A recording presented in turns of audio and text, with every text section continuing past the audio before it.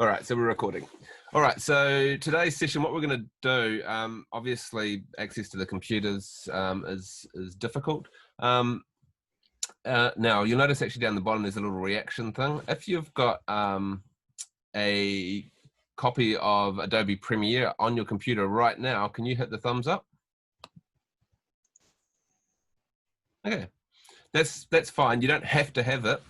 Oh, yeah, was that a few? Oh, most of us. Oh, that's excellent. Okay, because I realize that getting access to Adobe is a little bit tricky at best. So I thought, okay, well, what we'll do is we'll talk about all the different software packages out there, all this kind of what they do. I can demonstrate some sort of some basics. A lot of what we do in one program actually is very transferable to another. So a lot of the keyboard shortcuts even. So it's kind of cool because it means that you can jump in front of pretty much any editing software. If you know how to use one, you know most of the major features of the next, and even down to the point that you have to use the keyboard for editing. So we'll have a little look at that. I've also got some a free tool that I want to show you, although I've actually got the paid version, the free one, which that's what I was doing when you guys were coming in, is trying to find the comparison between the free and the full version of Davinci Resolve. And then we'll do a lot of Q&A, and if you guys have got little challenges that you're facing, we'll have a chance to talk about that too. So we'll get right into it. So I figured what I'll do is I'll start at the bottom. Now actually I think Adobe Rush, I think that might be entirely free. I'm not 100% sure of that. I think it is on you can get like for your iPhone even. So Adobe Rush is a relatively new product that Adobe have, I don't know, bought or conjured up or whatever. And I believe it's just really to compete with iMovie on the Mac, right? And I think, what was the other one? I think even Avid had a free little editor. I haven't got Avid. I used to have it, but it's a subscription thing and I never was using it. So yeah, so Adobe Rush. So I'll just go and do my share screen here. Yeah, so this is Adobe Rush. Okay, so it's a really simple video editing program, kind of just all drag and drop. This is just some demo project. It's got titles, so you can put your titles on there. Yeah, as I said, it's also available on mobile platforms. You can actually open these files into Premiere as well, so you can kind of start off simple and then later on you think, oh, I'm hitting the limits here. You could actually go into Premiere and import a Rush project. I don't think you can go the other way though. You can't take a Premiere program back into Rush. It's got some really, actually the titles and everything are actually quite good. It's got all the different styles of titles and everything that you could possibly need, lower thirds and all that sort of carry on. Very basic transitions, but to be honest, I think that's probably 99.9% of the transitions I've used in the last 20 years.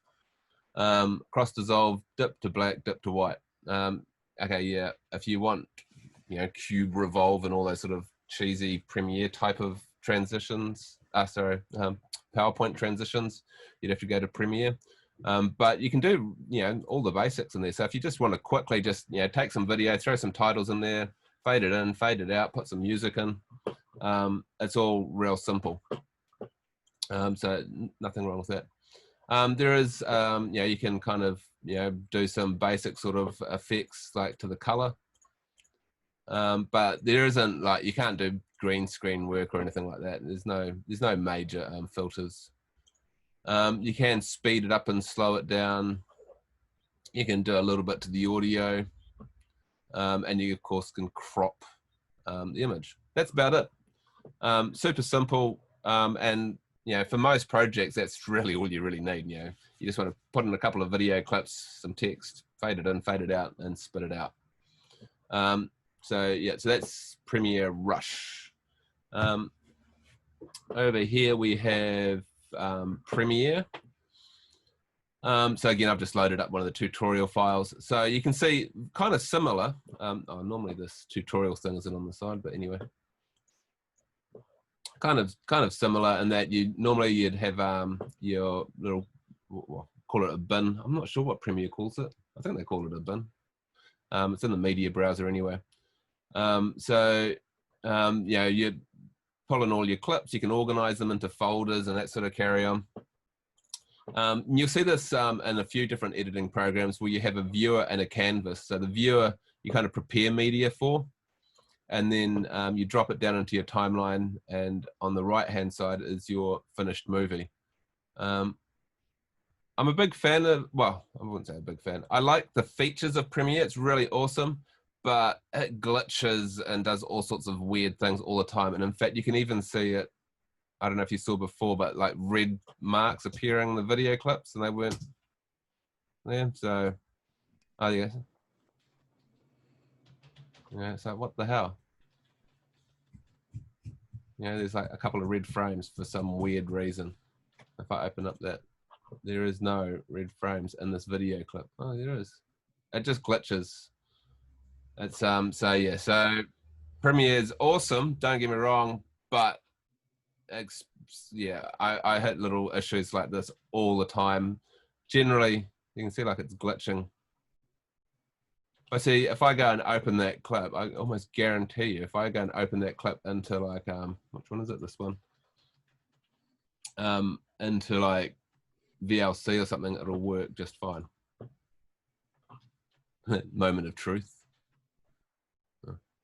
Which clip is it? This one. See, no glitch.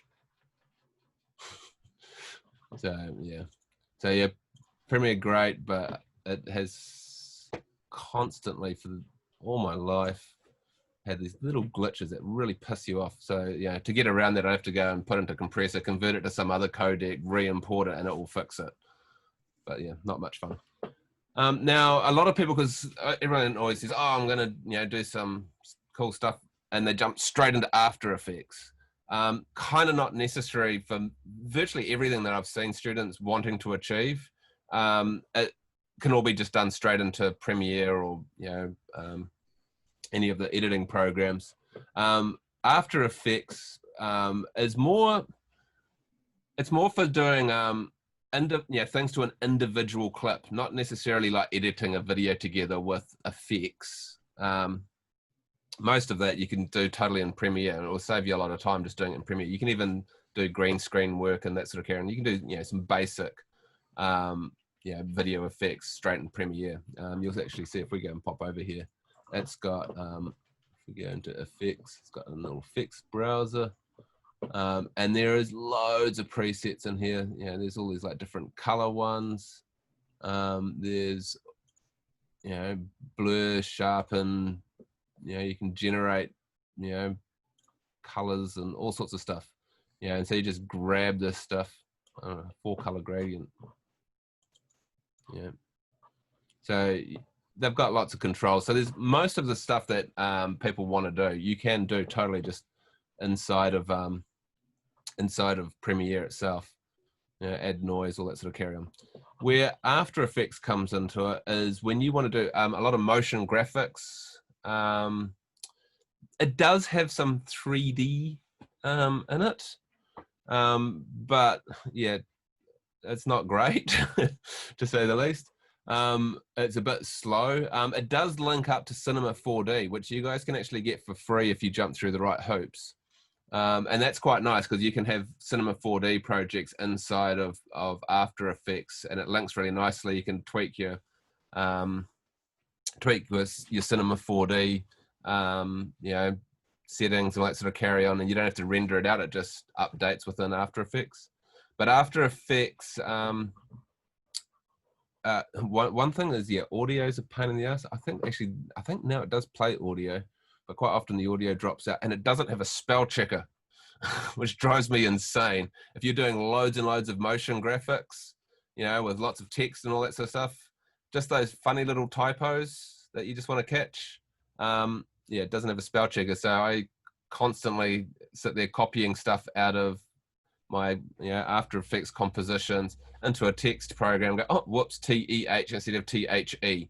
It's not that I don't know how to spell, but it's just those little typos that it's kind of nice to have a spell checker for. So yeah, just keep that in mind. You can do some really cool stuff like you know, numerically. So if you wanted to make like a clock or something, you know, ticking away, you know, you can do that sort of stuff. There is loads of tutorials. And in fact, if we just pull this up, you get a kind of a general idea of what people do with After Effects. So Zane, if I was to do like a stop motion animation, would this be the program to use? Yes and no. Okay. Yes, you could totally do it. I would probably just do it in Photoshop, believe it or not. Oh, okay. Photoshop's actually really easy to do stop motion in. And yeah, well, actually that's a great, great little idea. I'll show you how to do stop motion in Photoshop, because yeah, it's super simple. And you also then have all the tools of Photoshop, which you're probably used to. So if it's like, whoops, my finger was just in shot, you can Photoshop it out, you know, things like that. But yeah, it's a good idea. I'll show you Photoshop as well and how to work with video in Photoshop. It's only a few little buttons away, but it's not blatantly obvious. But it will only take a couple minutes to show you. Yeah, so you can kind of see. Oh, now I thought when I opened this up before, tutorials, I think I clicked on, because then you can kind of see. Yeah, so doing things like, yeah, animating text. There are some video repair tools for, like, you know, editing stuff out. So like, you know, like for example, they might have somebody flying in with a, you know, on a trapeze or something like that. You could edit the wire out. That sort of thing. That sort of control you don't have in Premiere.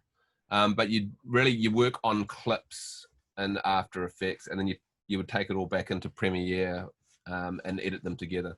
One cool feature actually is that you can take a Premiere clip and send it to After Effects. Where is it? Replace with After Effects composition. And it will go, and after a little bit of churning away, which is also quite cool, because it means you can just drop straight into After Effects, make some tweaks. You don't have to export a video and then import it and all the rest of it. It'll just automatically update. So I can make tweaks in After Effects, and in Premiere I'll see those changes. Churn. Yeah, see, so seamless. There's a kick-ass computer, and maybe it's because this is sitting there open. Generic error. Yeah.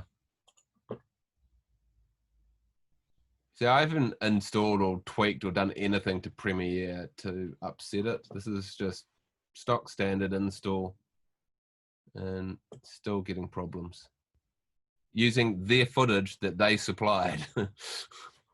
But yeah, there we go, and it crashes. Awesome. So yeah, that's Premiere Rush. Now I'll show you. Now this is a free option for video editing, and I'm a big fan of it, mostly because I came into it from a color grading software. So this is originally, this is Davinci Resolve, and you can get it for free from the Davinci website. Sorry, from the Blackmagic website. I'll just bring this up. So if you just go into here, products, Davinci Resolve 16. Now it says $300, but if you scroll all the way down to the bottom, there is a free version. And the free version, they used to have a really easy compare thing, but it doesn't look like they've updated it for the new version. But you can basically see that pretty much everything is there except collaborative tools. So you can actually set up Resolve on one computer, and then have, like, you know, if you had like you imagine if you had like a little studio or something, you have one database and everybody can connect to it. They can even work on different parts of the same project. So, you know, so I might be doing the color grading, somebody else might be doing the editing, somebody else might be, you know, preparing stuff for export or importing media and naming it and that sort of carry on. So you don't get that with the free version. So I don't think I've ever actually, other than just in a test environment, I've never worked in that kind of environment. HDR grading is only on the full version. Actually, I've got a funny thing that's not entirely true, but anyway. The noise reduction, so that's like getting, you know, if you've got grain in your footage, it's incredible. You got to remember that a lot of software doesn't even do this anyway. So The free version doesn't come with noise reduction, but most of the time you don't need it with modern cameras. It'd be like if you shot something on an SLR at night with the ISO cranked right up and it gets all that kind of horrible colorful noise in it. Stereo 3D, again, it's the only software I know that does stereo 3D editing anyway, well, at least without a plugin. So, but yeah, and that's about it. There are a few other effects that we'll see in Fusion. So they actually have the equivalent of After Effects. Now this, you got to also realize that Resolve used to cost about $4,500 a year, and it was a color grading software. Blackmagic bought it, made it $300 US, about $400 or $500 New Zealand. Created a free version of it, made a Mac version and a Linux. Oh, actually, no, the Linux version already existed, so you can get it on Linux, Windows, and the Mac. And yeah, it's frigging awesome. They also bought another program called Fusion.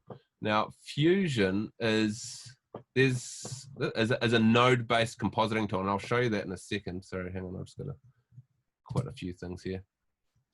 I've lost my oh, there it is. So Fusion is a node-based compositing program, which a lot of the Hollywood films, okay, so After Effects is kind of a little bit like Photoshop. It's all kind of layers-based. You're stacking video on top of other video and then like dropping effects onto those video clips.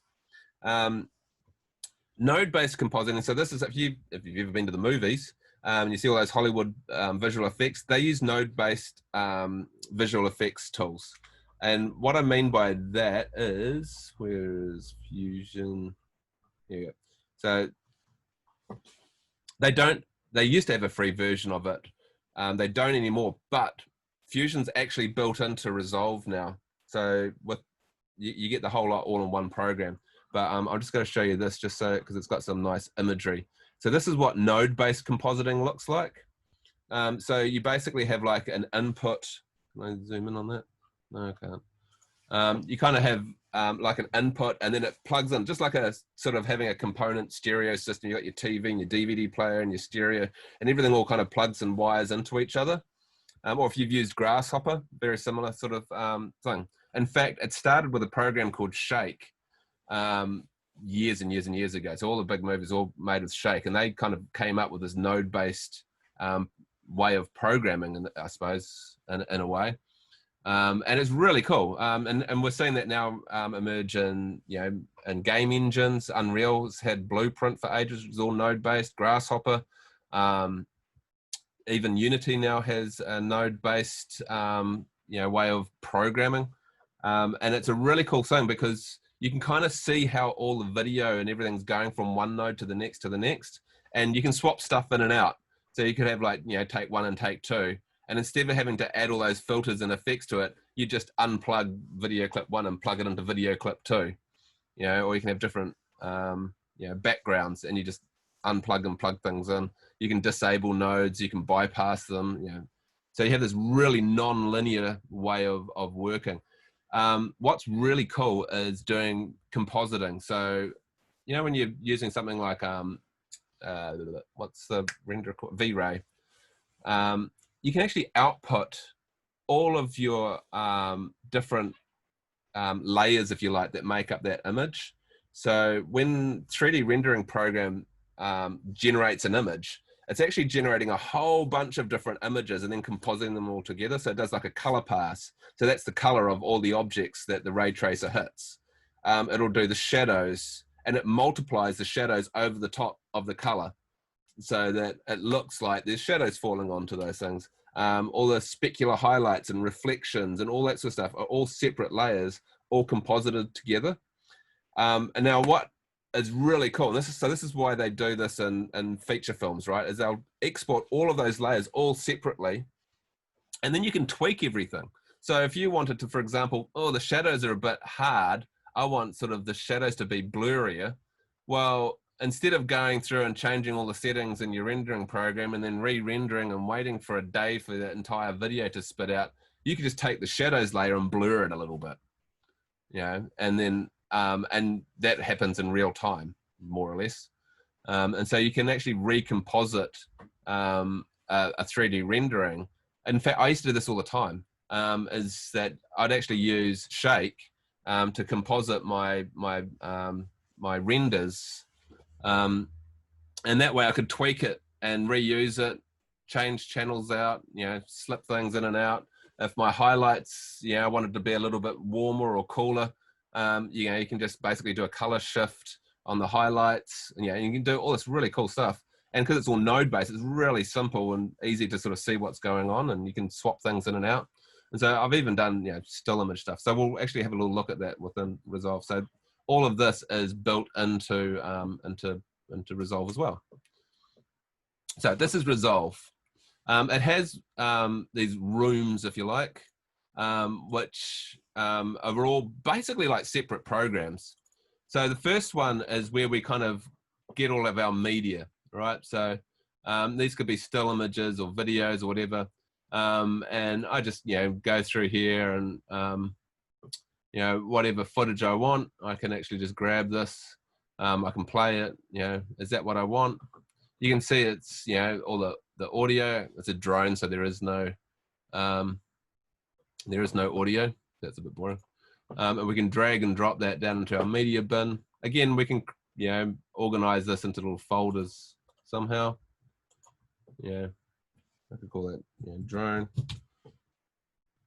Then you go into here and go, cool, I'm going to grab all of these clips and drag that into drone. So you can organize all your media. It's real nice and simple.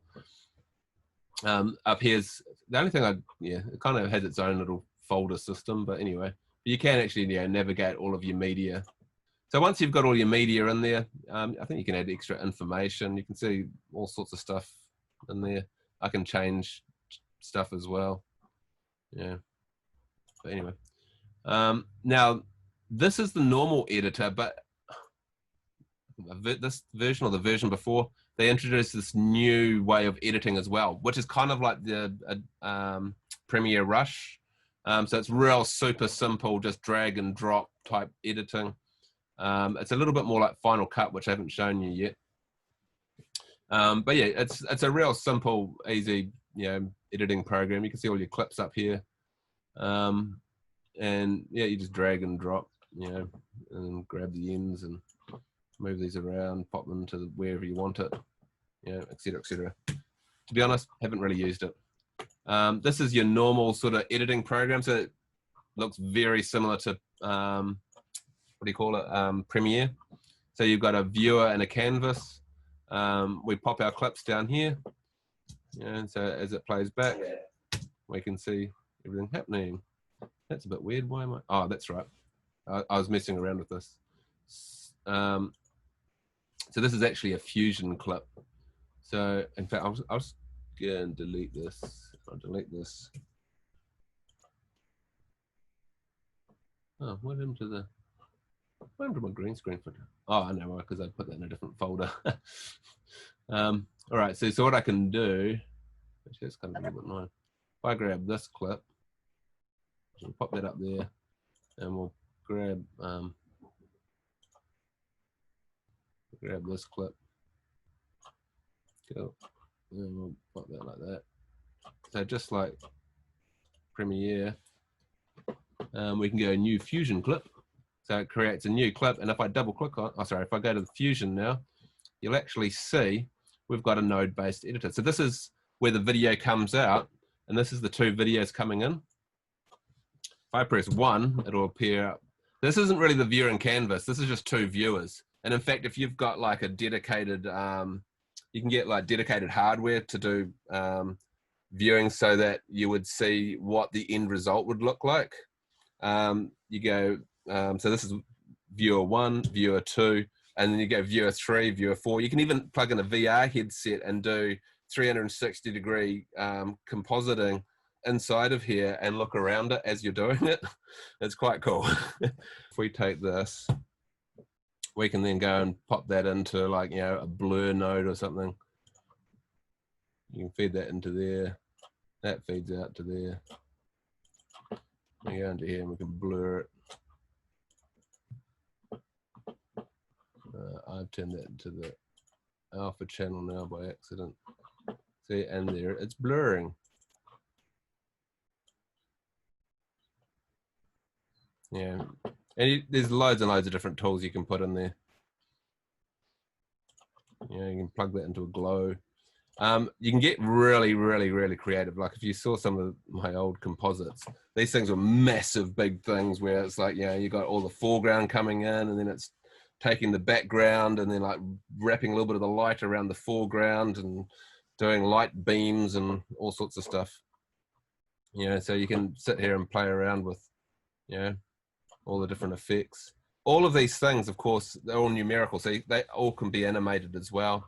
They all have like, you know, you can create masks and shapes and things like that.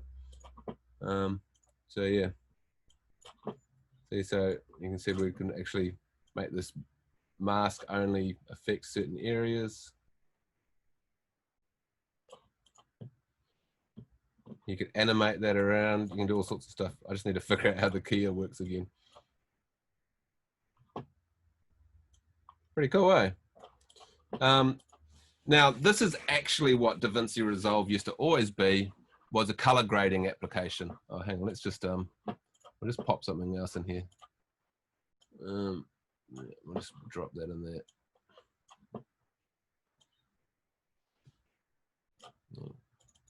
Don't be so lazy, Zane. I'll just find a nice little shot. There we go.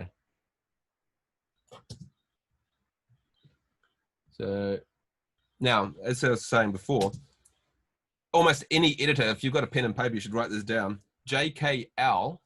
So J will play backwards, K stops, L plays forward. It's the same thing for Premiere, same thing, I assume, for Rush. Final Cut, Sony Vegas, Avid, they're all JKL compliant. So J plays backwards, and if you keep pressing J, it'll go faster and faster. K stops. Actually, space is play and pause. The only problem with that is that sometimes when you've got really stationary soft footage, you think it's paused, and then all of a sudden you see a bird fly through, and you go, oh crap, it's still playing. So K is kind of nice, because you know when you hit K, it's stopped. It's not going to play. L, again, you know, the more you press L, the faster it goes. Okay, so that way, normally what I would do is I'd have my left hand sitting on my keyboard and my right hand on the mouse, and I can just kind of, you know, fast forward through the clips, find the bit that I want. That's okay. And then right above the J, K, and L, you'll see there's I and O. I is the in. So if I go I, you'll actually see my clip got really short. And O will set the out point. So that means what I'm doing, I'm actually editing this from the timeline.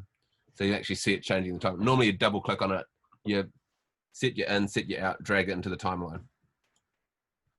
Okay, and so if I go Shift I, oh, sorry, click on the canvas. If I go Shift I, it will take me to the in point. Oh, no, it's not. Nice, it is. Oh, I must have set my in point somewhere funny. What the hell? Shift I should take me to the in point. I didn't set the in point there, did I? I must have reset my in point at some point. Right.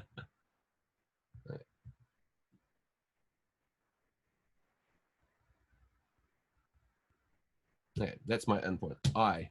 Cool. See it. Updates in real time. Cool. And so then I can grab that clip and move it around. So JKL, I sets you in, O sets you out. I quite often as well, like for example, there might be a shot where someone's going to walk in through the door and you're just waiting for them to come through the door. So I quite often just hit play and just keep pressing I, waiting for them to come through the door. You know, and then it's like when they do open the door, it's like, sweet, I hit the in point just before they came in. So you've set your out I, and then you can just go O and set your out point. And you can reset it whenever you like. So it doesn't matter how many times you press it. All right.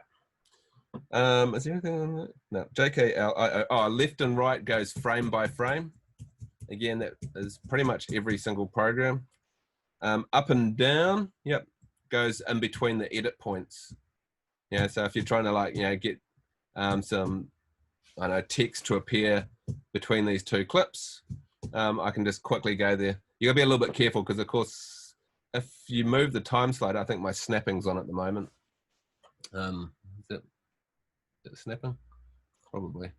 If your snapping's off, sometimes you move things and they don't quite line up, or they overlap, or there's like a little, and I've done this so many times, you go to move the clip and you think, oh, there you go, sweet, it's all done. And then you go and export your video and realize that you've got a black frame in between two clips because you didn't have snapping on and you didn't notice that tiny little gap. I mean, I've done that one quite obvious, but quite often it'll just be like one frame. One of my, I did an animation of a stadium on the waterfront for the, well, for the New Zealand government actually years ago. And the first, because yeah, it was quite a rushed job. The first edit that went out, we had a black frame between one of the edits, and that still exists because they pull that footage out every now and then. And we updated it like the next day, but there's still copies of it with that black frame. It really bugs me because every now and then it comes up on TV again, and I see the black frame. I'm like, oh fuck. So learn from my mistakes. Snapping's cool. It can also be a pain in the butt though, because especially when you're just trying to get a clip and you want it to be just a few frames in, like the text, you want the image to come and then the text appear, and it keeps bloody snapping to the point in front of it. So you'll probably find you turn that on and off. And most programs actually, yeah, because I think Final Cut's the same. It's N for snap. But yeah. Don't quote me on that, but I think most programs it uses the same keyboard shortcut. All right, let's flick over to the grade again. So as I said, Davinci Resolve started off as a color grading software. It's used for feature films. There's a couple of different programs, but Resolve's probably the most widely used in feature films for doing color grading. So color grading is one of the most underrated things that you could do, because lots of people don't even think that they need to tweak their colors. Go, oh, that looks beautiful. Why would you want to change it? And as soon as we tweak the colors, it's like, and I've done this so many times with students and clients, they think, oh, it doesn't really need anything. And you tweak it and they go, oh my God, that looks amazing. You know, there's also a really cool thing with color grading, which I get, you know, quite passionate about, is the storytelling ability. So what I mean by that is when you start making all the colors a lot warmer and, you know, it's got, you know, more oranges and reds, it totally changes the look and feel of your movie compared to if you made it more, you know, really harsh contrast and blues and that sort of carry on. And it kind of invokes a totally different emotion. You can direct people's attention to things by, you know, sort of vignetting them and darkening other areas and kind of oversaturating, you know, the lady in the red dress. You can make her really richly saturated and everybody else all dull and grey, you know. And so you've got this amazing ability to control what people look at and how they feel just simply through adjusting all the colors. So as you noticed, like even Rush had all of those sort of color effects. So yeah, and a lot of the time, yeah, to be honest, I think there is the same thing in here as well. You can actually pull up some sort of presets. I never use presets, so I don't even know where they are. But yeah, but you can do a lot of control. So like, for example, now I'm going to show you, again, this is the same thing in Final Cut and Premiere and all that. They'll all have it hidden somewhere, is our scopes. I've forgotten where they are actually. No, where is it? There's my video scopes. Somewhere around here.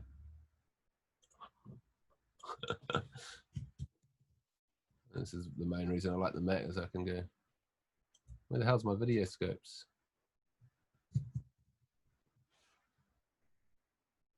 Here it is, under workspace, video scopes, on. Oh, sorry, they've turned up on a different screen. Okay. So these video scopes are really important when it comes to grading. Our eye lies to us all the time. And so like what I mean by that is that if you look at an image, basically what your eye will do is go, that's white. So you kind of do like a natural white balance, if you like, right? You've probably seen when you get the white balance wrong on your camera, it's really obvious. But it's not doing anything wrong. it's exactly what you would have seen in the same place. So at night, when you've got all your nice warm lights on, and you see a white piece of paper, your brain goes, that's white, and you basically do a natural white balance. So our eye lies to us all the time. So even though this image here looks relatively normal, I can actually see in the scopes that no, it's actually way too warm. All of the red colors are way too high, and the blues are really totally down.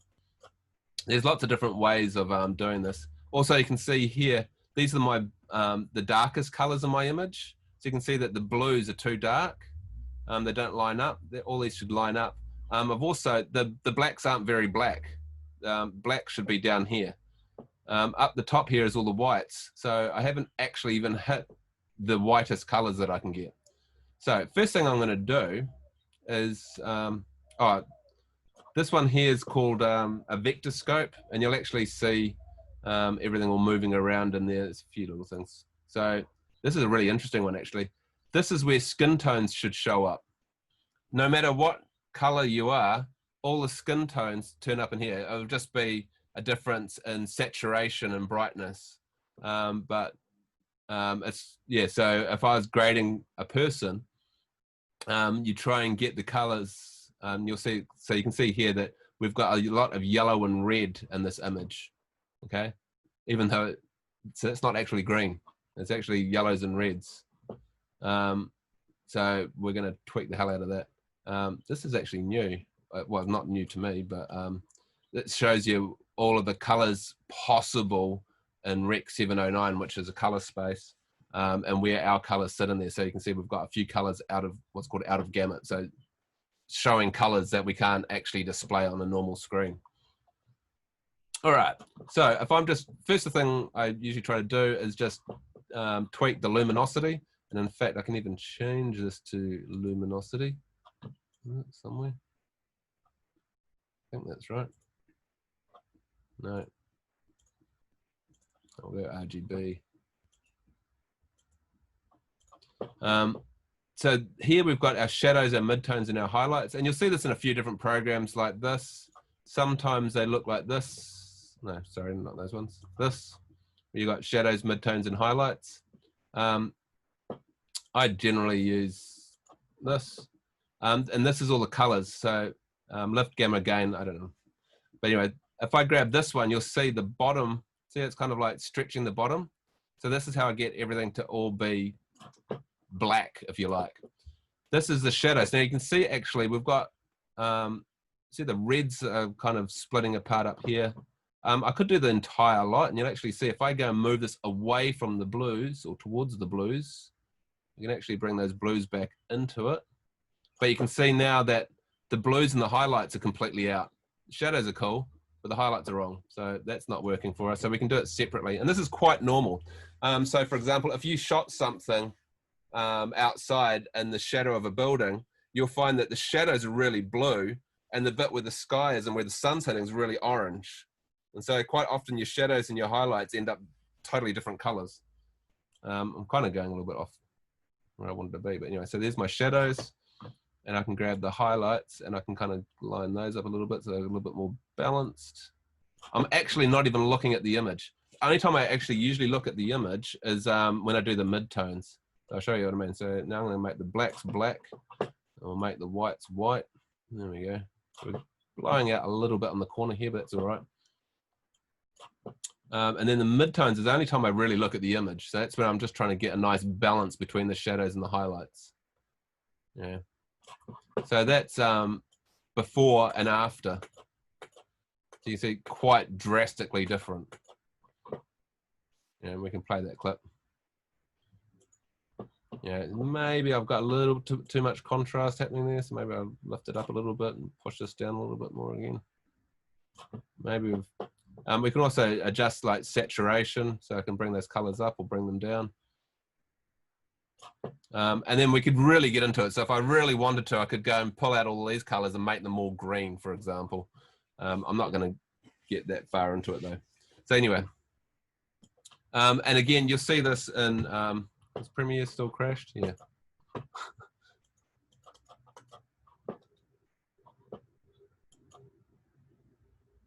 In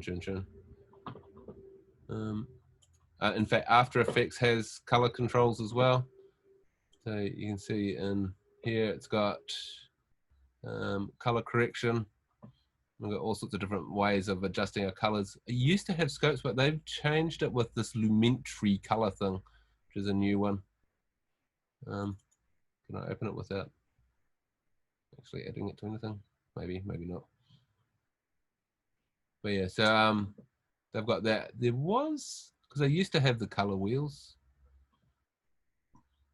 I can't remember if they actually totally got rid of them or not. But anyway, and if we launch Premiere again,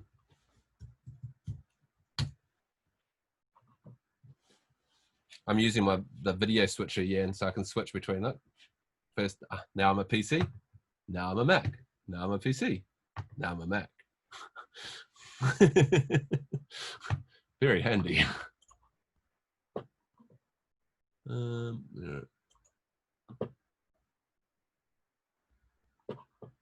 So in fact, see, it's got its own little color grading thing. Oh, actually, Adobe have a color app as well.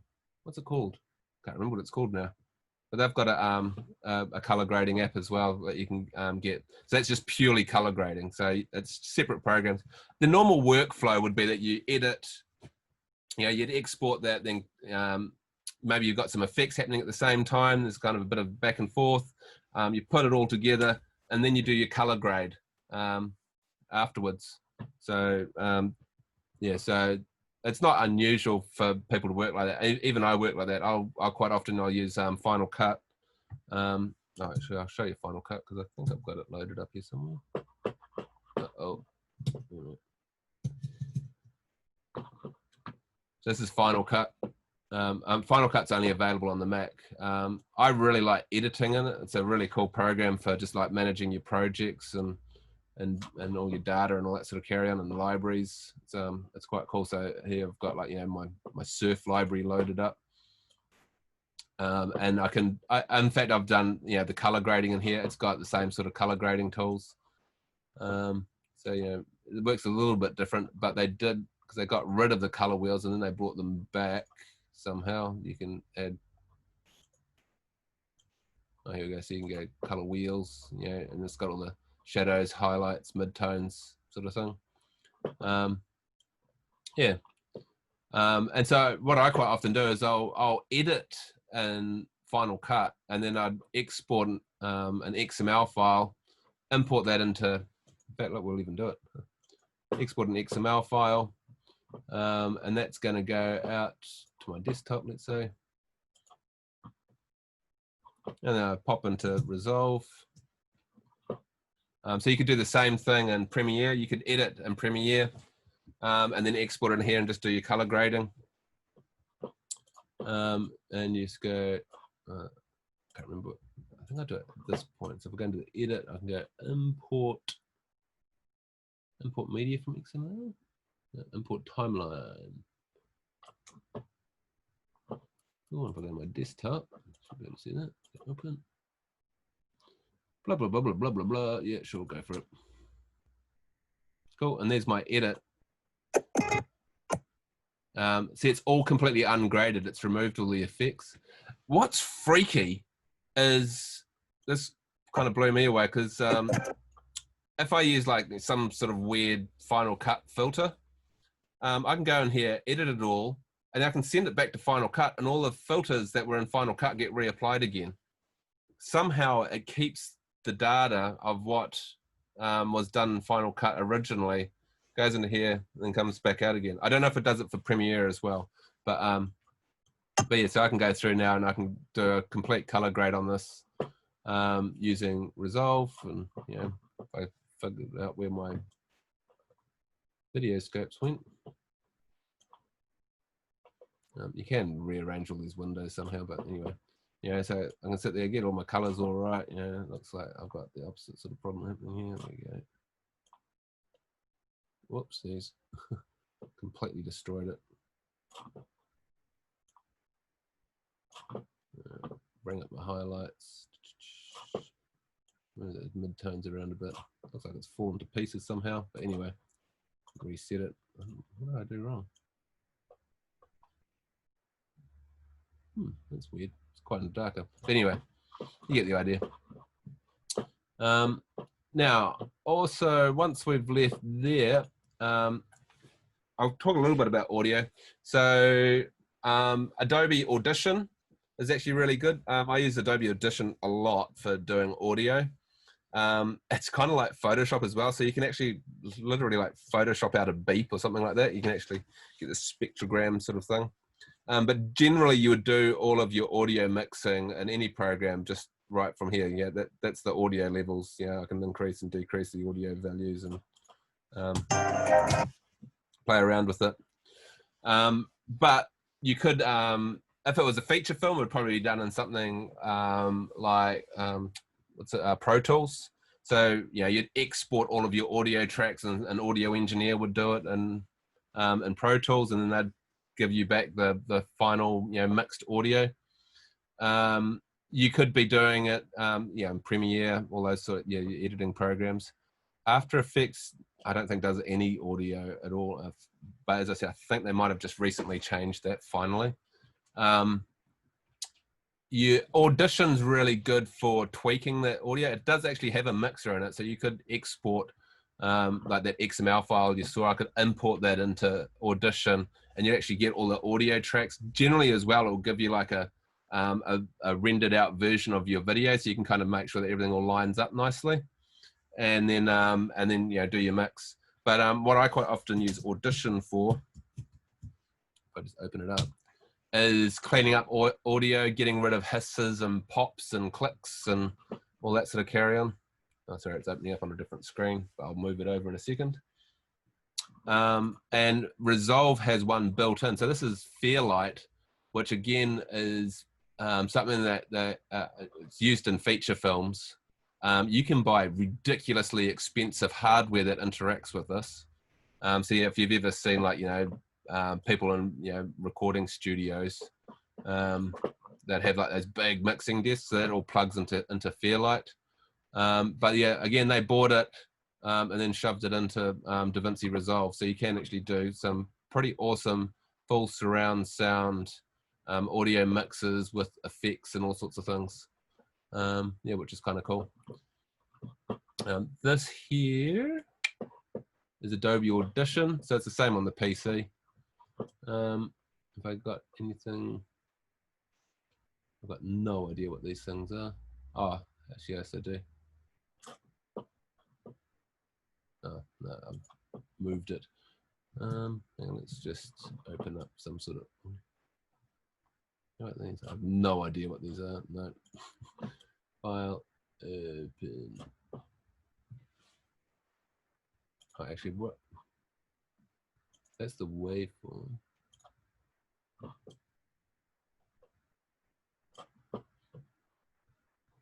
Oh, I know. I've got on here a music track somewhere. Oh, in fact, I'll just open up this video clip, which is action 3. Go airplane. And cut. So there's an airplane sound in there somewhere. I can't actually hear it, to be honest, but the person in the room heard an airplane because we were filming near the airport. Actually. But here you here's this like click. So that there is a click, and you can literally delete it. And then I could actually go and copy this audio and go over here and paste it. Yeah, excellent. Click gone. Pretty cool, hey? So yeah, Audition's really, really handy for that sort of thing. You can zoom right in here. So if there was like a car beeping, like beep, beep, beep, you'd actually see that as a real solid little line, and you can just like select it and delete it. That's friggin' awesome. It also has lots of different things for removing like, noise and stuff like that. So again, yeah, there's a I doubt you can hear that, but this here is all the noise. So what I can actually do, in fact, actually I'll just do it as all of this, I can say is noise. Where's the noise reduction? I can go capture noise print. Yeah. And go select the whole lot and go effects, noise, and noise reduction process. This pops up. I can actually see my noise. Yeah. And you can tweak this. And then you go basically apply, and we'll even see it, all that noise disappears. So that is totally quiet now. So it's really handy for that sort of thing. If there's like a motor drone or just background noise, that sort of carry on. All you need though is clean audio. So again, a really good idea is, in fact, there's a couple of things. If you're ever doing a video project, one is get what's called room tone. So basically you just try to record, as long as you can, nothing. So nobody talking or anything. Usually somebody interrupts it, walks into the room or something, and that's usually when I stop recording room tone. But when you go and edit something out, so if somebody was, you know, saying something off screen, you can't just delete it, because then the sound will go completely quiet. You need to have a little bit of audio to shove in there. So having just nobody talking, just that room tone, you can use that for doing that, what I just did, getting rid of the noise. So I can go, cool, that's the background noise. Also rolling the camera, letting it roll for a little bit. You'll also get like that clean audio, or at least, yeah, nobody talking or no action, those footsteps, all that sort of carry on. So you can use that to clean up your audio. Also, it's really important to actually roll the camera before anything happens, so that you can fade in or fade out or do a transition and that sort of carry on. So that's why you'll hear people say roll cameras and action. You know, they kind of give a little bit of room there for the cameras to fade in and fade out. In fact, in fact, maybe on this one, you'll actually hear me saying action in 3. Yeah, action in 3. Yeah, so action in 3. So that means basically that sometimes you'll see people counting. 3, 2, 1. No, don't count. That way I've got clean audio before he starts talking, you know. And then somebody says, well, airplane. Yeah, so Audition's pretty cool. And then finally, exporting. So Resolve has a whole bunch of presets in here. We can even export straight out to YouTube. Finalcut, same sort of thing. You know, I can go to here and go and export. Oh, sorry, it says share. And I've got all sorts of stuff and go straight to Facebook or YouTube. I can export, you know, a file. Adobe Premiere, are we back? Premiere, yeah. Again, same sort of thing. So once you've got your edit, you can go through and export all of your media. You can see there's lots of different ones here as well. Some of these are just, yeah, so see, I can go Final Cut XML, so I could import that into Final Cut. That's actually how you get into Resolve as well. So you could edit in Premiere and then go and send it over to Resolve to do some color grading or visual effects or whatever. They also have Compressor. Oh, whoops, wrong keyboard shortcut. No, sorry, what's it? No, it's not called Compressor. It's called, I've forgotten. Well, we're going to flick over and I'll show. So Apple have Compressor, which is just a way of batch processing footage, really. It looks a whole lot like this. So that's where you can export like a really good version, and then you drop it into a program like this. And you can just say, cool, I want, you know, a ProRes version, or I want, you know, a 4K video sharing version, 1080, and you just drag and drop these all on, you know, so you get a whole big list and then go start batch. So it's the same thing in here. So when I'm in the delivery room, I can go and just basically queue up a whole bunch of these and go, yeah, cool, give me that one. Where are you going to save it? You know, how about YouTube? You know, and you can change the names and all sorts of stuff. Go to Vimeo, and so you'll just end up with this big queue of things for it to output. It's a really good idea, especially when you finish a project. You might want a really good version that's at a really high bit rate, but that's going to be way too big to upload or do anything with. But if you ever in the future want to do a best of show reel or something like that, you'll have a really good copy of it. As you probably noticed already, quite often you end up moving all your media around, and the links get dropped and broken. So having a really good version somewhere is quite important. Having small versions as well is really handy. So if you want to pop it onto your phone, it's already done. You can just drag the little 720p version and pop that on your phone. So if you go into a job interview, you can show them a quick clip off your phone without it stuttering around, or even smaller versions to email to someone to hey, what do you think of this edit? You can spit out like a little email type version, H264 or whatever. You can actually even send stuff back to Premiere.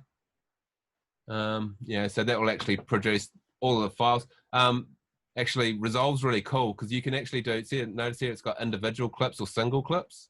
So you can actually output all of the original clips, all graded, all with the edit that you've done in Resolve, and then you can go into Premiere and then load it all in. You have all of the clips all graded, and you can readjust them and do whatever you like, so you don't ever have to go back and regrade them.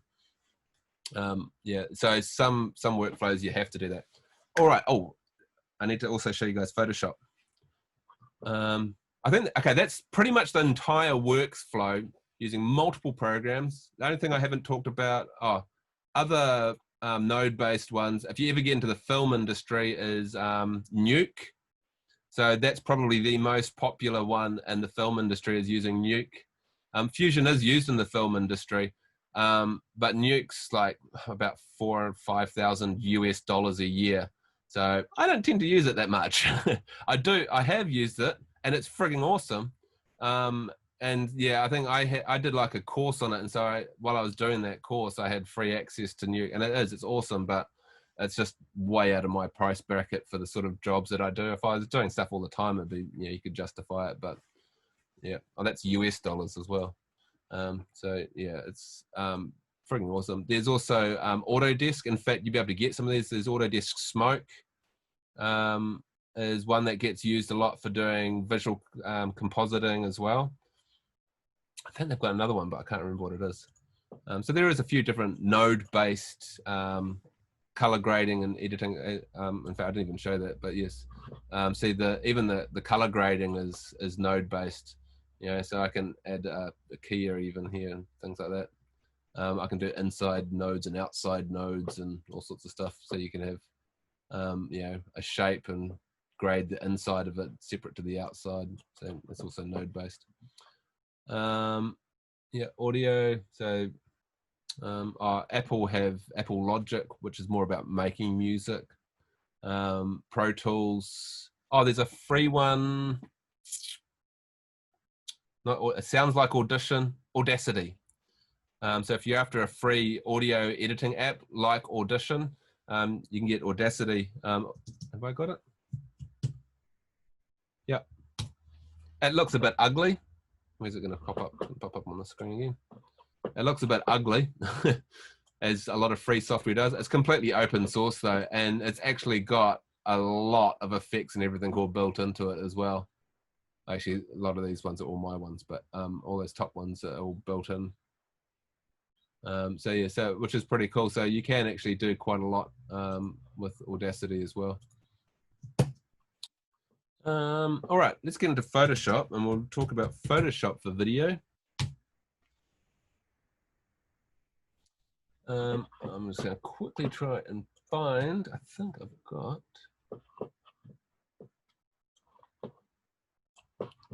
Dun, dun, dun, dun. On the Google Drive.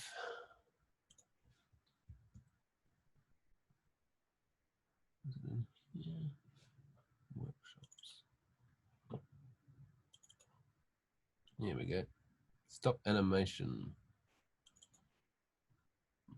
Okay, let's grab this one. All right, so what we do is I'm just going to go open, and we're going to open a file, but see this little box down here, it says image sequence. We're going to switch that on, and then we're going to go and find, which I just copied to my desktop, a thing called, oh, where is it? Oh, it's still copying. That's because it's coming off the cloud. Damn it. It's going to have 3 minutes. Have I got a small one? Anyway, damn it. We're going to, I should have prepared it earlier. I should have guessed actually, because Jan had told me that somebody wanted to do stop animation. This one's any smaller? Oh yeah, this one's smaller. Here we go. I'll do this one. Oh, sorry. Hey, Zane. Yep. Oh, yeah. Yeah, I think the students want to do something like similar to the shed. I sent you a chat message. Oh, sorry. Yeah, the Vimeo video.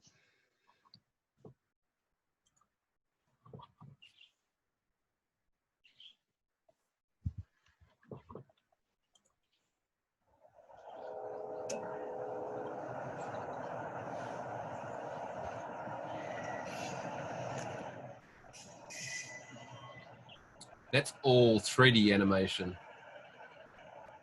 Oh, it's got a little bit of compositing in there. See, what's interesting actually is you can do a lot of this in Fusion because it has actually got a 3D compositing tool. It is quite complicated because you got to export. So from, if you did this like in Maya or 3ds Max or something like that, you can actually export the camera out of your 3D program.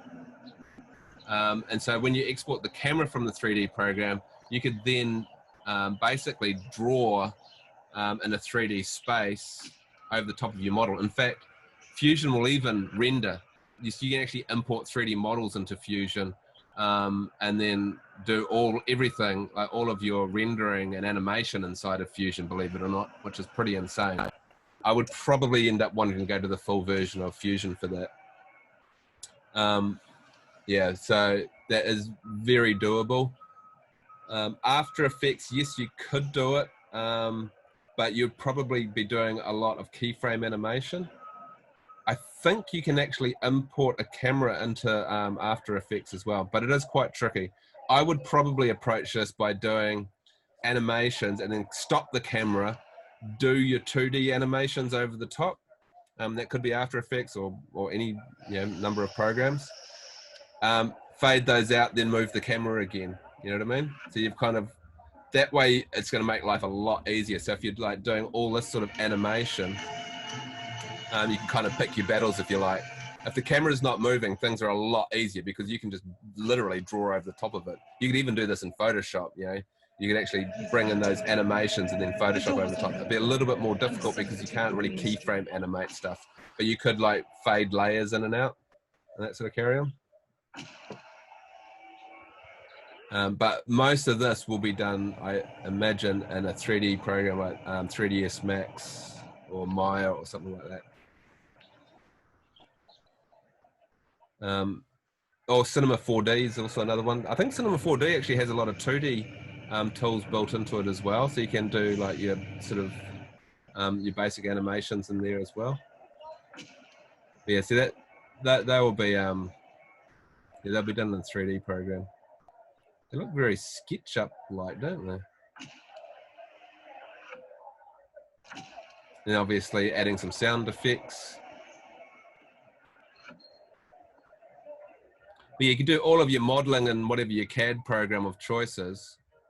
So if it's Revit or ArchiCAD or whatever. The trick is to, anything that you want to animate is to separate that somehow. And most programs have different ways of doing it. So if I was doing an ArchiCAD, I could export the building separate to the doors. When I import it into my 3D animating program, they will all line up because they all have the same origin. And so that way I can really easily go, right, here's door 1, door 2, door 3, door 4, and I just export them separately. If they were separated on materials would also be another way of doing it, because when you import it, all the different materials would be selectable. But you just got to remember though that 3ds Max or whatever, you can't select. It's just going to get a great big polygon model. So it's not like you can select just the beams or just the walls or something like that unless you do some way of actually grouping them. Quite often you can export based on layers. So you might have like different layers, so the doors layers and that sort of carry on. And so when you go to export, it will say, what do you want to export on? It'll say materials, layers, object type or something like that. So all your beams will all be grouped together. But again, you wouldn't be able to select an individual beam then, which would kind of suck. So you got to go do a little bit of thought around that. I think we've gone into a different video now. Anyway, so we should have finished copying stuff by now. But as I said, you could actually do it in Photoshop as well, and I'll show you how. Let's take it out. So this is just straight stop animation. All you have to do is choose. I'm just going to sort by name. Choose the first one, turn on image sequence and go open, I think. Actually, I might be wrong, to be honest. I can't remember if you have to select them all or if you just select the first one. I say that because some software, so you just select the first one. And so you can see, this is one of my stop animation tutorials. So we did like different forms of stop animation. So object, whiteboard, time lapse is the same process. What else did we do? Oh, people. So like people, like you've probably seen like people flying around on a broomstick or something, where you jump up in the air and take a photo, take a step forward, jump up in the air, take a photo there, and you can get them flying around. So this is an object-based one. And so you can see, now quite often this is missing, which is the timeline. I think if you open the image sequence, it appears, but you'll have to make sure that the timeline switched on. Okay, so if there's no timeline, you can see I've got no way of controlling this. So you just go window, timeline, and the timeline appears. And you'll notice it's very similar to any video editing software. And so, which is quite handy because you can actually go through and edit stuff and delete stuff. So you can see like, if I wanted to edit that guy out, I can just use, your normal, Photoshop tools. And that applies to just that frame. It's meant to. Okay. Okay. Doesn't have it's not JKL compliant software though. See, so I've photoshopped out that first guy. So, and you could put text over and that sort of carry on. What I tend to do is basic sort of color correction. Getting a few little weird glitches happening. And you can do that right here. So if you actually go, for example, I can add any of these sort of, so if I wanted to change the hue and saturation. Depends on what you're trying to do, really. Actually, it's going to do the whole lot. So I can tweak the colors and the saturation and use kind of your classic Photoshop stuff. And then I generally would just go, if I wanted to do more video editing, I just go to export, and I can export, where is it? Oh, sorry, render video, it is. Oh, you can also set up, because quite often, can you do it at this stage? I can't remember, to be honest. Yeah, see, so here it's got the document size. I quite often actually change the image size here, because it will come in whatever resolution you shot it at, and quite often it might be really frigging high. If you've got a SLR, it might be 20 megapixel images. Full HD's 2 megapixels. If you try and import a massive video into Premiere, or especially Premiere, it'll probably crash. So you can actually come into here and go, cool, I want 16 by 9 or 16 by 10 if you're using our projectors, so you can actually come in, tweak the hell out of it. That's interesting. But yeah, you can just put in, so you can go 1920 by 1280 or by 1080. Oh, I've got to turn that off. Actually, that will skew it, I think.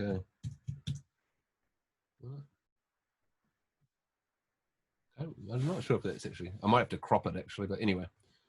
And so you can actually set up your canvas so that it exports, but you can actually do it at the export as well. The only thing with the exports, I don't know if it will crop or not. What I mean by that, because if it's, 16 by 10, if I go and output it 16 by 9, it's either going to have to put black bars at the top and bottom, or it's going to, on the sides, or it's going to crop into it, and I might lose something that was quite important to me. But yeah, I can go in here and go, cool, here's HDV. Oh, actually, HDV is a weird one. It kind of existed between, 1920 by 1080. There are some things that have non-square pixels, so if you're trying to do stuff for old TVs, we don't care about that anymore. And you've got the format, so I can say, cool, I want it as QuickTime. If you're going out to Adobe stuff, I think it will accept DPX now, which is a really good format for this sort of stuff. You don't want to try and, if you go to like MPEG-4, H.264, MPEG-4, AVC HD, all the same thing, just different names, basically the same thing. They're very heavy compression. So it makes editing a pain in the ass, and it strips out heaps of color information. It will visually look the same, but if you start trying to tweak colors in an H.264 file, they're just not there. So if it's like, oh, it's a little bit too blue, and you're trying to bring it back, there are no warm colors. It's got rid of them. So again, what I was saying with how your eye lies to you, essentially, you get the same problem. So the colors just get stripped out. So you should avoid H.264 wherever possible. So if you're going to shoot a feature film, you wouldn't want to be using a camera that shoots H.264. If you use like the Blackmagic cameras, they shoot RAW. They've actually just invented their own version of RAW, which is a lot easier. The old one, it was literally a stream of RAW photos, which ended up being massive files, even at just full HD.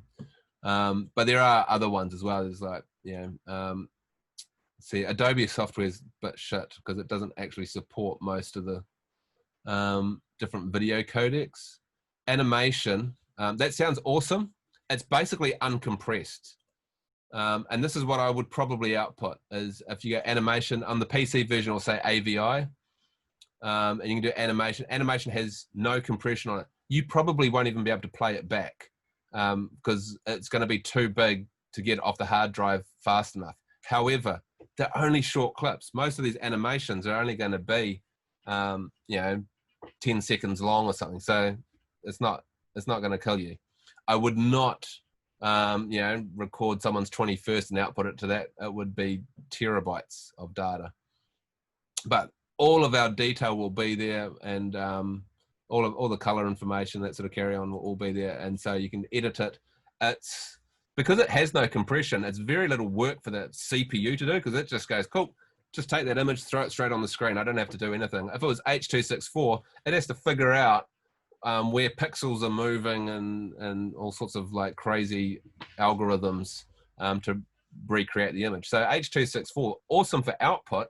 As I said, it visually looks the same as your source footage, but it'll be a lot smaller. It's stripping out all that information. So when you're watching, YouTube or even a Blu-ray, that's all, it looks fine. It's just not great for working with. Sorry, that was a bit of a rabbit hole, wasn't it? Anyway, so so we can export that. We can even set up the resolution and everything here. I just don't know how it's going to crop it. Does it say? Doesn't know. No. And we can also export an image sequence again. A lot of compositing programs like Resolve and After Effects will import an image sequence as well. In fact, when I do my renderings, I quite often will render out to an image sequence. The reason being that if my renderer crashes, because it's an image sequence, you'll have all of the images that it rendered up until the point that it crashed. If you output to a movie file, there's about a 50-50 chance that when it crashes, it kills the entire movie file that it was writing to. And that kind of sucks because you have to start rendering again from frame 0 or frame 1, depending on what software you're using. So image sequences are quite cool. You will find they're quite difficult to deal with in editing software though. So if I wanted to render out and I was going to do all my compositing in something like Fusion or After Effects, I'd nearly always use an image sequence. And in fact, a lot of renders will even give you, remember I was saying before, you can render out and it'll give you a different image for each one of those different layers. So the color pass, the shadows, ambient occlusion, specular highlights, all that sort of carry on. You can actually get a different image for every single one, and then you can put those into your compositing tools and render them all together. And it's really cool. You get a massive amount of control over your image if you're doing just normal renderings. So like that one that we saw before, spitting that out as an image sequence would be quite handy. It also is kind of cool because you can look at your animation as it's coming out because you just like load up the individual frames from your browser. Which if you're rendering, like what I used to always do is render to like Google Drive. And so then I can go home and I can kind of just like open up Google Drive and see what it's got up to and how the render's coming out. Oh no, I've just gone straight through a wall, damn it. Yeah. Any questions? How long is this class meant to go till? Now. Till 10:30. Excellent. So we've got 4 minutes for questions. Hang on, I have a flip back to my camera. Sorry, I have a question. Yeah, sure. You were saying to avoid the H.264 because of the color correction problems. So what would you recommend if we want like a full range of colors? So depends on what you've got access to. So if you've got a really good camera, quite often they'll shoot in ProRes, and Premiere now does support ProRes for import and export, I think. If you're doing it from a rendering program, I quite often actually just put it out as TIFF files, image sequence. You'll actually also get bit depth as well. So are we getting a weird echo? So I'll just turn my volume down a little bit, maybe. So yeah, so if you get like, you'll get the bit depth as well. So a typical like computer screen is 8-bit color. Now it depends on what you're outputting. If it's really monochrome, let's say it was black and white, well, 8-bit color actually only gives you 256 different shades of gray. So as soon as you try to tweak that a little bit, you start to get banding. You might have even seen it. Sometimes you'll get it with like an image of a blue sky, and there's a very subtle gradient, and you'll actually see almost lines through the image, and it's because it just doesn't have enough data, if you like. It's only got 256 different reds, greens, and blues. I mean, yes, when you times 256 times 256 times 256, you get what, 16 million. So there's 16 million different colors. So if there's a Mardi Gras and there's all the different colors, it looks fantastic. But if it's very monochrome, then 8-bit color sucks. So you'll find that most rendering programs will give you at least 10-bit color as well. Most professional video cameras will give you 10-bit color. Now it's only going from 8 to 10, but that's 1,024 different reds, greens, and blues. So if it's grayscale, you'd have 1,024 different shades of gray instead of 256. A lot of rendering programs go all the way right up to 16-bit color. I don't even know how many values is that. Shitloads. The typical ones is 8, 10, and 12-bit. So 12-bit would be the most that you'd ever possibly need, and that would be if I was rendering something black and white with very subtle shadows and tonal differences. You'd want to go to 10 or 12-bit color. There's also actually another one called Float, which it actually uses exponents numbers. So if you ever see Float, when you can like, have you ever seen scientific notation for numbers? So you'll have like 2 times 10 to the 3. So Float is awesome, and a lot of compositing software uses float numbers within within the software itself. So then you can tweak to any level, because you can go down to fractions of a decimal right the way up to thousands, you know, and using float numbers. So yeah, I don't know if, I think DPX might support float, but anyway, if you see that in your rendering output, especially if you had very subtle changes in color, that's when you want to increase that bit depth. A lot of rendering programs will output even a Photoshop document with all of the different channels as different layers, all composited together. So you can actually go through and just select like the shadows and blur them. And you'll actually see that it has the shadows and it'll be multiplied, because that's actually what happens. The renderer takes all these different layers and it's just basically going, cool, here's the color pass, here's the shadow pass, multiply that over the top, here's the highlights, screen that over the top, you know, et cetera, et cetera. And so that way you can actually have a Photoshop document with all those layers in it. And most compositing software will import those multi-layered Photoshop or TIFF files. And then you can actually output all of those individually, which is frigging awesome if you want to get really good control. It's especially important if you've got either a slow computer or really complicated renders. Yeah, because I don't know if you've ever done renders that have taken hours, if not days. The last thing you want to do is like tweak a light slightly or tweak a little specular highlight a little bit and then hit render again. So doing those multi-pass renders is really cool if you're going out of 3D programs. But yeah, most professional end cameras will give you options other than H.264. H.265 is a new one. It's also called HVAC or something. I can't remember now. HVEC, I think it's called. The new iPhones all use that codec now. Which is basically the same as MPEG-4, but a bit better. If you have to use MPEG-4, yeah, the higher the bit rate, the better. It's going to strip out less information. I don't know if that answers your question, but yeah, if you get stuck, just flick me an email as well. Or at the moment, we can meet up on Zoom.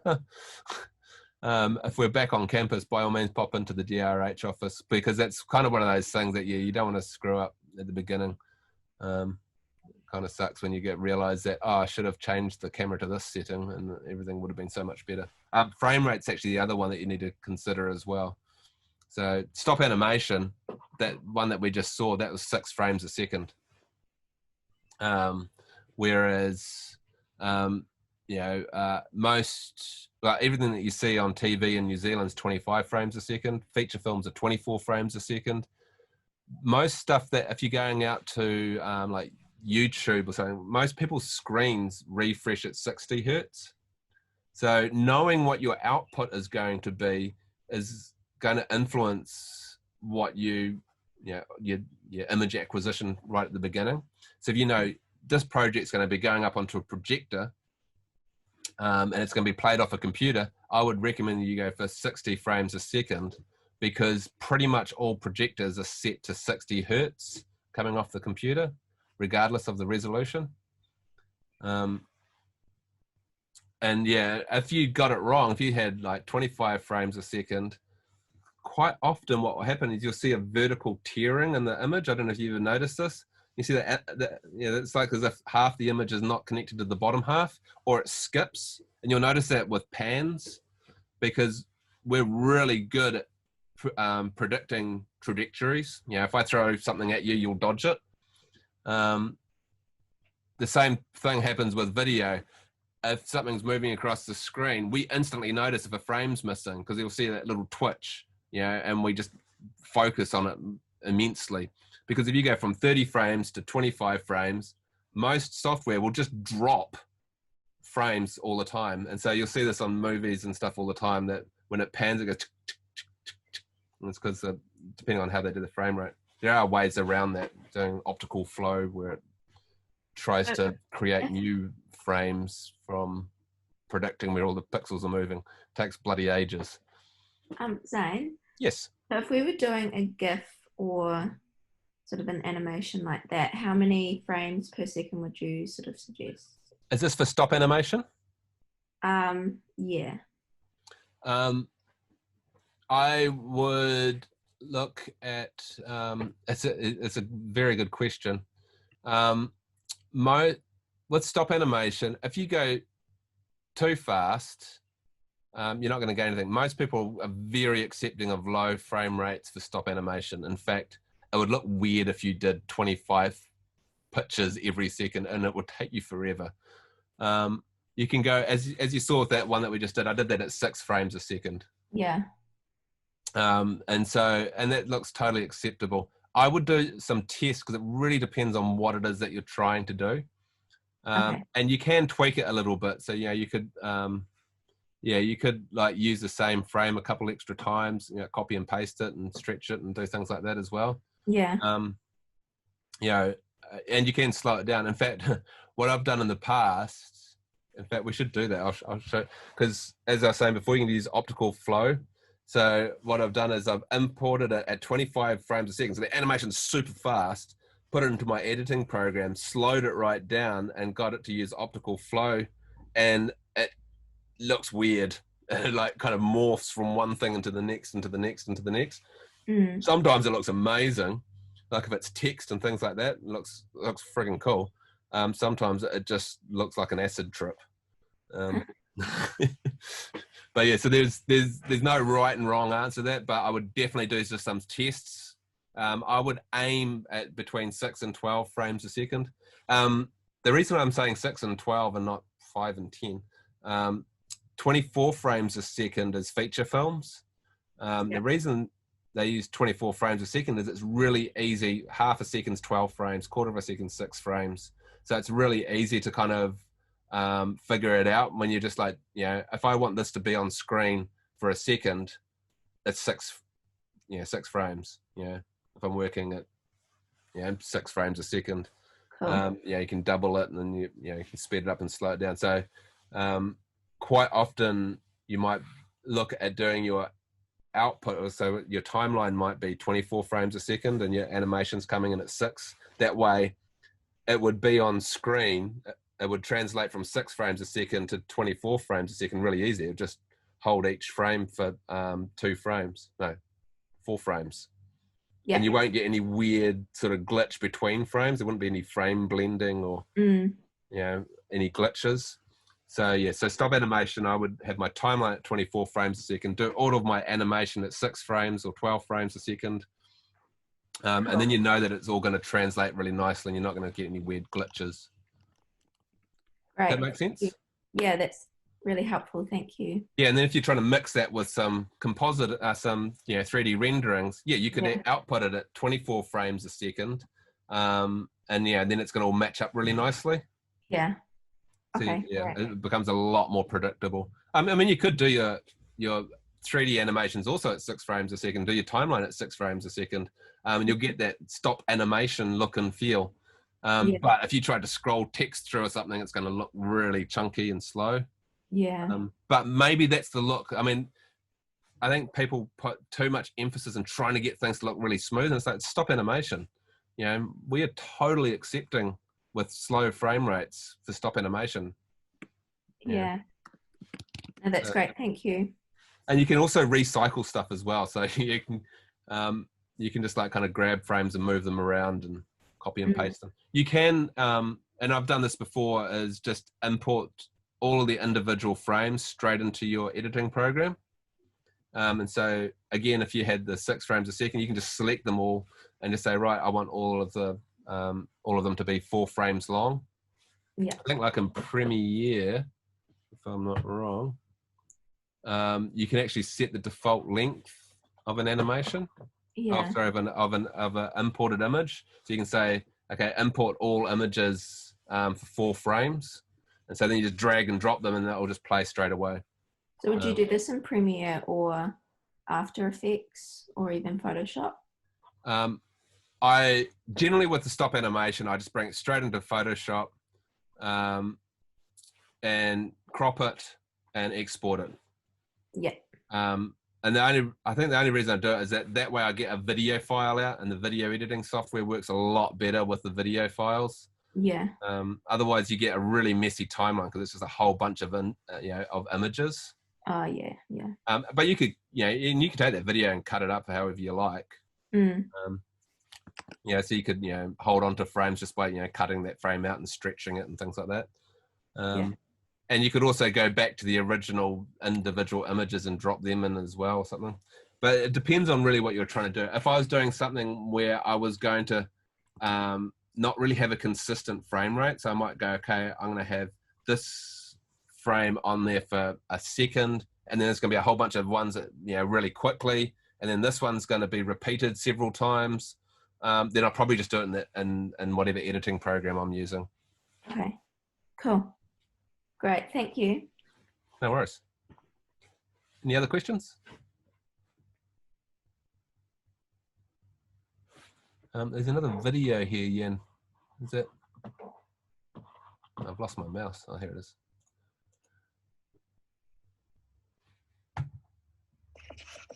What was that other video for? That was actually why Sandy was so bad. Oh, yeah. Is, That's going, because of the destroying menu. straight over the top. Yeah, so, another cool workflow is that, you can prepare images like in Photoshop or something like that. So those different layers. In fact, you can even import a Photoshop document straight into Premiere or Final Cut or any other number of programs. And all of the layers in the Photoshop document become layers of video. And so then you can actually, so like that Sandy Storm one, right? You can actually just Photoshop, is that I think it's an actual animation though, isn't it? Why Sandy was so bad is. Although you could probably fake that. I could take, so that's Sandy Storm, if I just flick this over. This here, right? You could totally fake this. I could do that straight into Photoshop. Sorry, not that, but I could do that too. That was actually why Sandy was so bad. If I had this as a Photoshop document where I had the spiral storm, now, okay, it has got a little scribble thing happening there, but again, that could be a little stop, little animation, just like we saw before, just by creating frames in Photoshop. You could actually do that little squiggle, and you'd have all those different layers. But that'd be the really easy way, is you just have different layers for each stage of that animation. I wouldn't even bother animating it in Photoshop. I just have like, arrow empty, arrow with a little bit of a squiggle, arrow with full squiggle, and the text. These little things will be on another layer, that background image on another layer. Import the entire thing into Premiere. You could do a twist effect. So there's like a visual effect where it twists and you just animate it. And so that would actually get the storm twisting and a little bit of a subtle movement of the camera maybe. So just slowly moving the image down a little bit so it looks as if I was on a satellite. Because of the phase of the moon. And then I could That was actually basically just have those other layers just appear one after another. And you could do that whole thing really simply without getting complicated in any After Effects type file and doing animated paths and all the rest of it. You could just totally fake it, and you'd have a swirling 3D looking storm with text appearing, and it would probably take me about 10-15 minutes.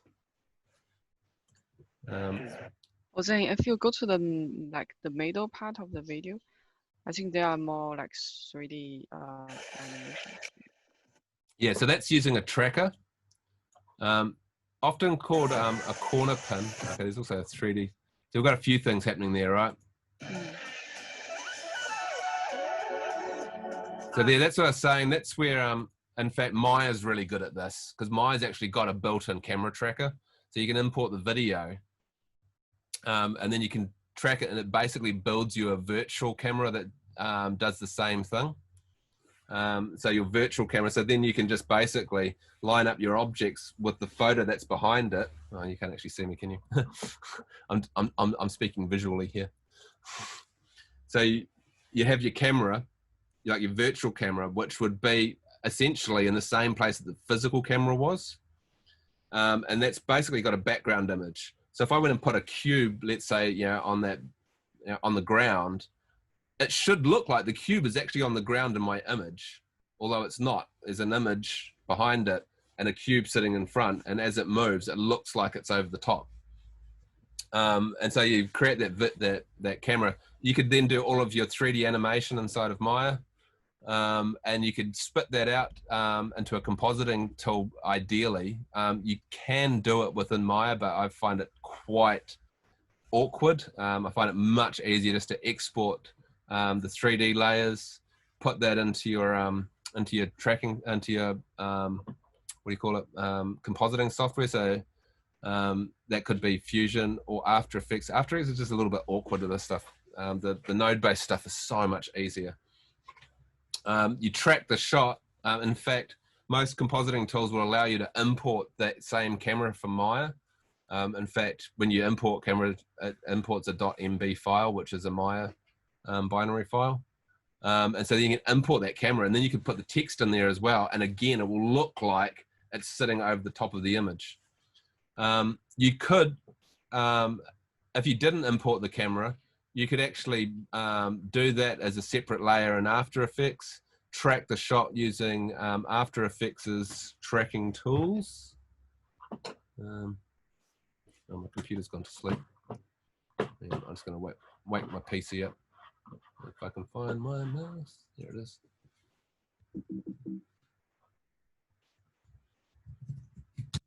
Actually, if you're Mac-based as well, there's a program called Apple Motion, and it's really easy for doing this stuff. So cool. It's got a lot of behavioral-based things. So you can apply gravity to something and it will fall. You know, we can throw something. It's really cool for doing that sort of animation. Tracking objects is really, really easy. So you can just attach it. And the hardware integration is amazing. It all happens in real time, no rendering required. And it's been doing that for, I don't know, 10, 15 years, if not longer. It's really awesome for doing the exact shot. Sorry, what was the name of that? Apple Motion. Oh, yeah. It's not much. I think it's like $50 or something. And that's a one-off payment. It's much more tweaked to doing motion graphics. So that's what those things are, they're motion graphics. Cinema 4D, although I haven't done it, I know that Cinema 4D has a whole lot of motion graphics tools in it as well. And yeah, you guys can get a free copy of Cinema 4D. Cinema 4D is actually a really cool program for doing 3D rendering and all that stuff carry on. It's very powerful and very easy to learn. Maya's probably the best one, but the learning curve is pretty steep. I mean, most people would specialize in a part of Maya. You're a rigger or an animator or a skinner or, you know, texture builder or whatever they call themselves. Yeah, so Maya's massive. If you're playing the long game, sure, get into Maya. It's amazing. You can get a free version at home. All Autodesk software students can get for free. Although it is expensive after you've left. So Cinema 4D might be a better option if you're going to small practice and that sort of carry on. You know, if you're working for somebody else, Cinema 4D isn't a big purchase. So if you said to your boss, hey, can we get a copy of Cinema 4D? They're not going to, you know, fall over and die because of the cost. The Autodesk licensing, unfortunately, is kind of aimed at architects or filmmakers. And if you want to do a little bit of both, then you end up having to pay a shitload more. I don't know if they've changed that or not, but it's kind of frustrating because there's, you know, especially if you're doing like visualization stuff, you've got a little bit of a foot in both camps. It's not just Revit, you know. It's like, oh, I want to use Maya and Smoke and all this other cool stuff. And so, well, pay. I'm sorry, I'm just going to find, oh, I'm in Premiere. Whoops. Does Premiere have trackers in it? Not sure. It does have a search though. No, all that will track. Okay, I don't know what that means. After Effects. Yeah, I think for After Effects, you can really easily do the tracker stuff. Yeah. So there's a few different types of trackers. The major one is a planar tracker, which basically, you know, will track a planar surface, and then you can corner pin things to it. So it's actually just distorting. It's not actually a 3D movement. it just distorts the image the same way you would using a free transform in Photoshop, and it looks like it's moving in the 3D space. You can't tell the difference. And all those other ones. The only thing would be if you had a 3D extruded text, then yeah, that effect's not going to work. But if it's flat images on a, you know, hovering over your image, you just do, you can just corner pin things, and you track it. So you track the object. So you would have seen it maybe in making of things. I'll have like a screen, and it's usually green, and I'll have 4 corners on it. So when they go into the compositing software, they just go and track those 4 little marks, and then they can go and put, you know, the Hollywood computer over the top of it. I'm just having a quick look. But yeah,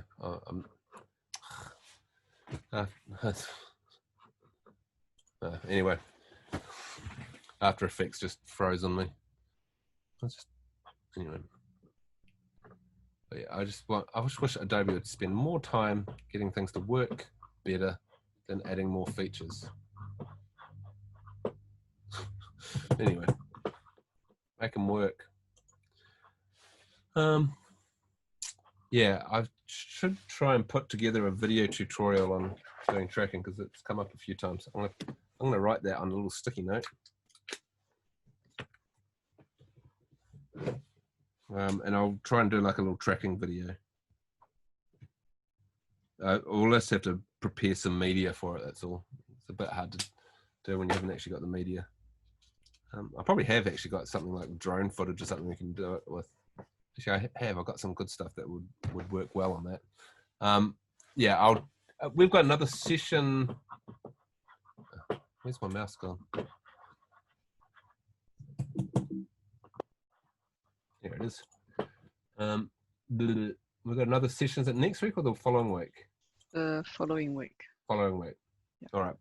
I'll try to put something together for doing tracking a 2D object into a video scene, and we'll do it with After.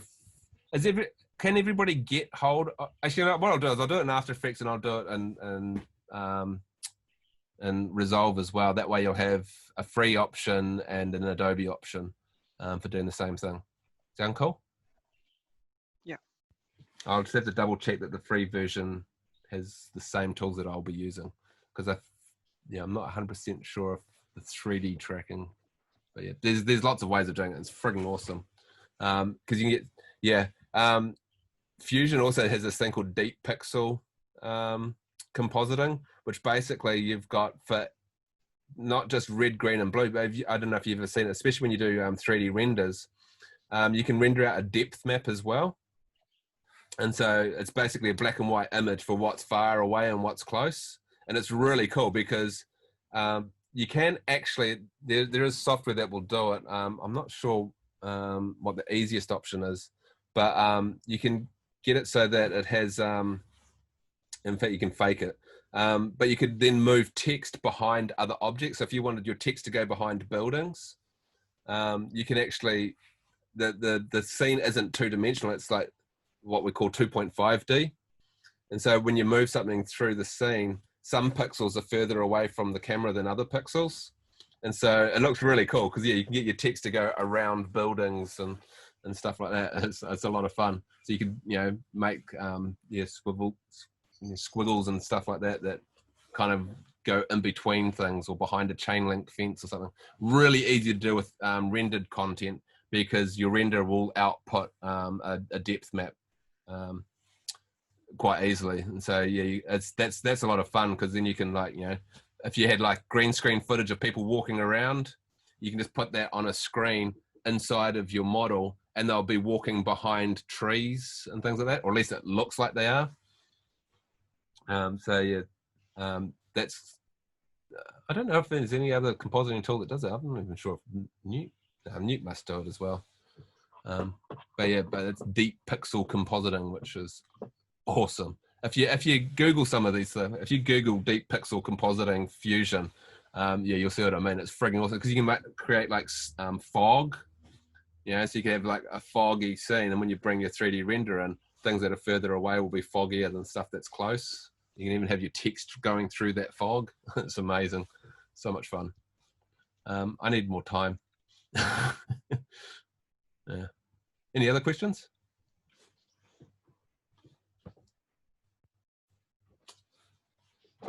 Yeah, no. All right. Oh, well, if you've got anything else, yeah, just flick me an email.